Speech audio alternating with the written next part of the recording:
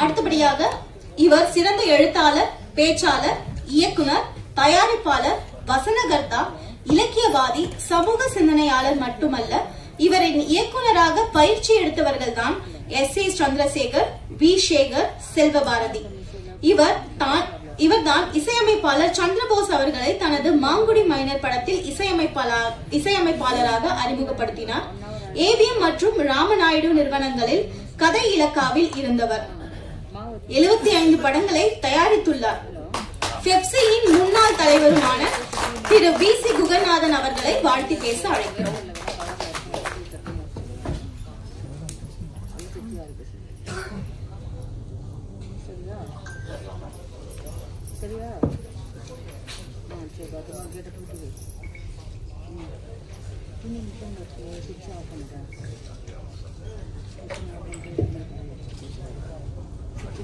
தாய்ப்பாசத்தை கூட அரசியலாக்கினது சூதாட்டம். உலகத்துல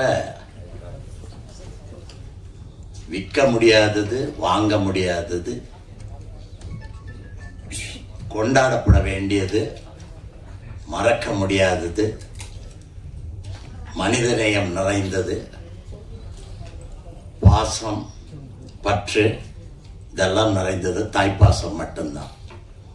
ஆனா அந்த தாய்ப்பாசத்தையே அரசியலாக்கினது சூதாட்டம். ஒரு நிமிடம் சிந்தித்து பாருங்க. கர்ணன் யாரு? கர்ணன் எவ்வளவு நல்லவன் நாம பேசுறோம். ஆனா அந்த கர்ணன் அவையில இருக்கும் போதுதான் திரௌபதியோட துகில் உரியப்படுது. கர்ணன் பார்த்து கொண்டிருந்தான். அருமையான ஒரு மகன், நல்ல கொடையாளி. கர்ணனை பற்றி சொல்ல வேண்டுமானால் எவ்வளவு வேண்டுமானாலும் சொல்லலாம். நட்பின் அடையாளம், அப்படி எவ்வளவோ சொல்லலாம். ஆனால் அவனுக்கு தெரியாதது ஒன்றுதான், தன் தாய் யார், இது தெரியாது. ஆனால் அவன்கிட்ட இருந்த வேதனை எல்லாம் ஒண்ணுதான். அந்த ஒண்ணுதான் அவனை கெட்டவனாக்குச்சு. இப்ப குந்தி தேவிக்கு தெரிஞ்சு போச்சு, தன் மகன் தான் கர்ணன். வர்றா, பாக்குறதுக்கு வர்றா, வந்து எல்லாம் பேசுறா. பேசிட்டு கடைசி என்ன கேட்டா? 2 வரம் கேட்டா. ஒண்ணு, நீ நாகாத்திரத்தை 2வது தடவை பிரயோகிக்க கூடாது. ஏன்னா நாகாத்திரத்தை அவ விட்டா அர்ஜுனன் செத்துருவான். அதனால ஒரு தடவை தான் யூஸ் பண்ணணும். கேட்கறது யாரு? தாய்.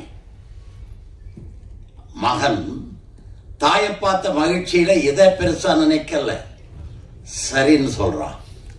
2வது, நீ 5 பேர்ல இவங்களை கொல்லக்கூடாது. இந்த தாய் எப்படிப்பட்ட தாயா இருக்கணும்? அவன் நல்லவளா கெட்டவளா? மகன் கிட்டேயே சத்தியம் வாங்குறான். அவ போறா, அவ காதுல கேட்கிற மாதிரி ஒரு வசனம் சொல்றான்.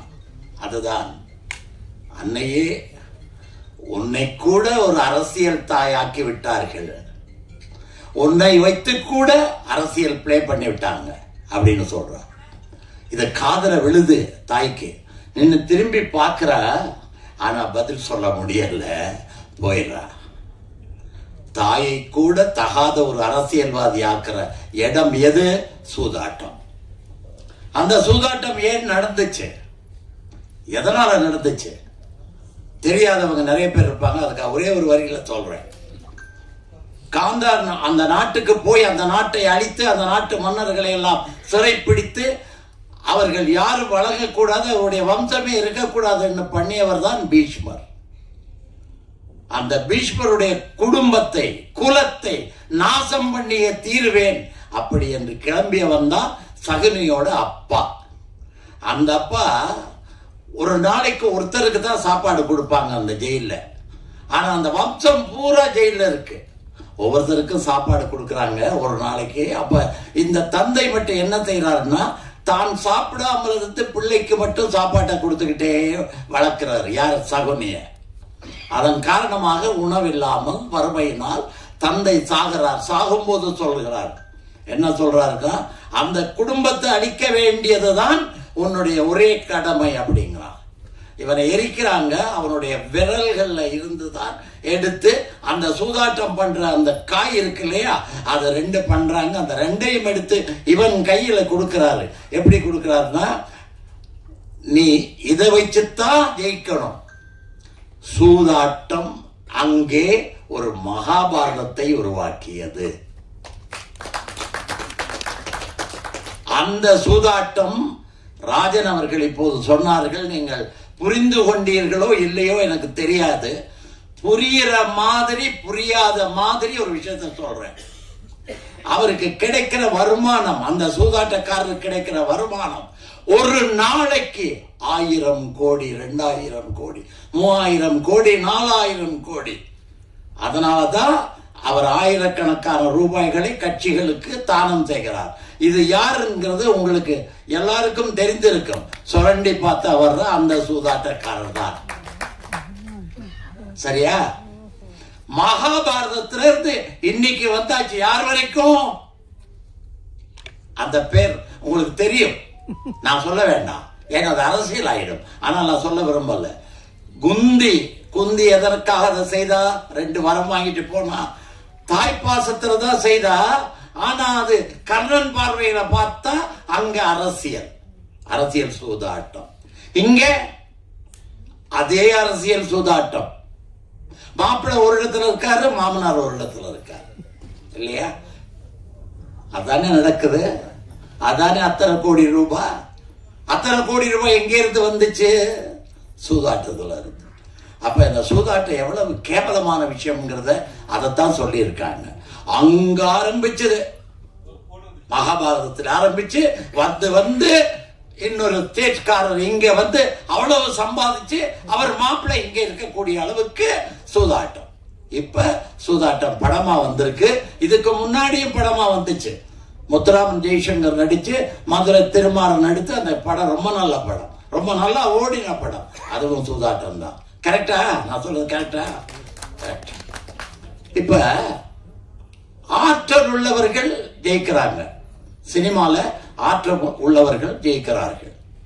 ஆனா அதிர்ஷ்டம் உள்ளவர்களும் ஜெயிக்கிறாங்க. ஆற்றல் உள்ளவர்கள் மட்டும்தான் ஜெயிக்கிறார்கள் சொல்ல முடியாது. ஆற்றல் உள்ளவர்கள் யாரு? ஆர்.வி. உதயகுமார். எத்தனை படம் வரிசையா சொல்லலாம். அடுத்தது அந்த டைரக்டர் பேரரசு, வரிசையா சொல்லிட்டே போலாம். அதே மாதிரி ஒரு எழுத்தாளர் உங்க முன்னாடி நிக்கிறான். 250 படம் எழுதியிருக்க. வெற்றி தான் என்னுடைய வாழ்க்கையில இன்னைக்கு வரைக்கும்.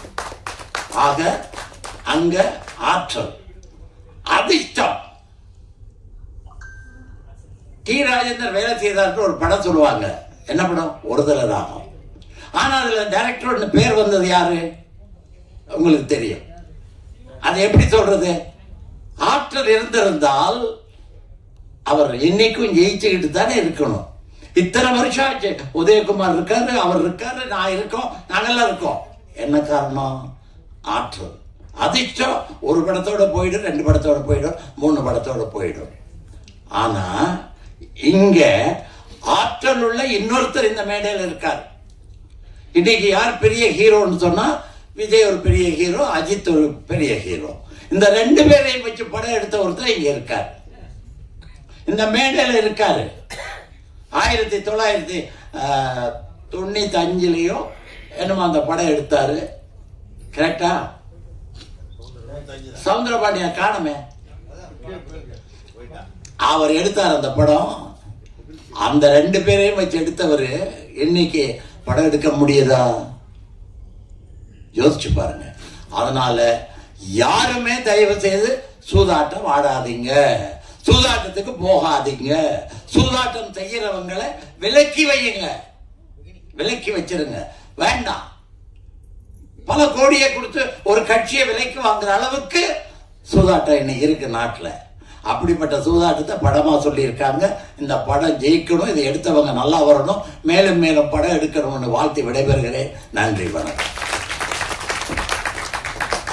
சென்னைக்கு வந்ததுல இருந்து விஜய் முரளி எனக்கு தெரியும். எங்க சித்தப்பா ஏற்கனவே மெட்டின்னு ஒரு படம் எடுப்பாரு. அந்த படத்துக்கு இருந்து தம்பி அங்க துணையா இருந்தாங்க. அவரும் பத்திரிகையாளர் தான். மாலை முரசு கணேசன்லாம் எல்லாருக்குமே தெரியும். பெரிய ஜாம்பவான்கள்லாம் வந்திருக்காங்க. அவங்கள பார்க்கறது இன்னைக்கு முக்கியமா இருக்கு. குணாத் அண்ணன், உதயகுமார் அண்ணன், ராஜன் அண்ணன், பேரரசு இவங்களெல்லாம் ஒரே இடத்துல சந்திக்கிறது இன்னைக்கு ஒரு வாய்ப்பு. சீனிவாசன் தான் சொன்னேன், கண்டிப்பா இந்த பேரெல்லாம் பார்த்த உடனே எனக்கு வரணும்னு தோணுது, கண்டிப்பா வந்துடுறேன் அப்படின்னு. சூதாட்டம் ஒரு யதார்த்தமான களத்தை இன்னைக்கு நாட்டில் என்ன நடக்குதோ அதை காட்டியிருக்காங்க. ஒரு நம்பர் லாட்ரி நம்ம ஒழிக்கவே முடியல, கஞ்சாவை ஒழிக்கவே முடியல, கலாச்சாரத்தை ஒழிக்கவே முடியல. இதுக்கெல்லாம் தடை செய்யணும்னு சட்டம் கொண்டு வந்து காவல்துறை, நீதி, நிர்வாகம் இருந்தாலும் அதை தடுக்க முடியாம நாடு இயங்கிட்டே இருக்கு. அதுல ஒரு காப்பியை எடுத்து, நகலை எடுத்து இந்த மாவட்டத்தில் கிருஷ்ணகிரியில ஒரு நம்பர் லாட்டினால என்ன நடக்குது, 3 சீட்டுனால என்ன நடக்குது, இதனால என்ன நடக்கும், குடும்பம் ரொம்ப கஷ்டப்படும், பெத்த பிள்ளைகள் கஷ்டப்படுவாங்க, வீட்டில் இருக்க துணைவியார் கஷ்டப்படுவாங்க. இதெல்லாம் பார்த்து திருந்துறதுக்கு ஒரு வாய்ப்பா அந்த படம் நிச்சயமா அமையணும். சிறிய படங்கள் எடுத்து அதை வெளிக்கொண்டு வந்து வெற்றி பெற செய்வது ஒரு மிகப்பெரிய முயற்சி. அந்த முயற்சியில் ஈடுபட்டிருக்க அத்தனை டீமுக்கும் இசையமைப்பாளர் கிருஷ்ணன் கூட வாழ்த்துக்களை தெரிவித்துக்கிறேன். பொதுவாக பசங்க நடிக்கணுங்கிறதுக்காக அப்பா படம் எடுப்பாரு, இதில் அப்பா நடிக்கணுங்கிறதுக்காக பையன் படம் எடுத்திருக்கிறாரு. அது ஒரு பெரிய வித்தியாசமான விஷயம். அனைவருக்கும் மீண்டும் எனது வாழ்த்துக்களை தெரிவித்துக் கொள்கிறேன். நன்றி, வணக்கம்.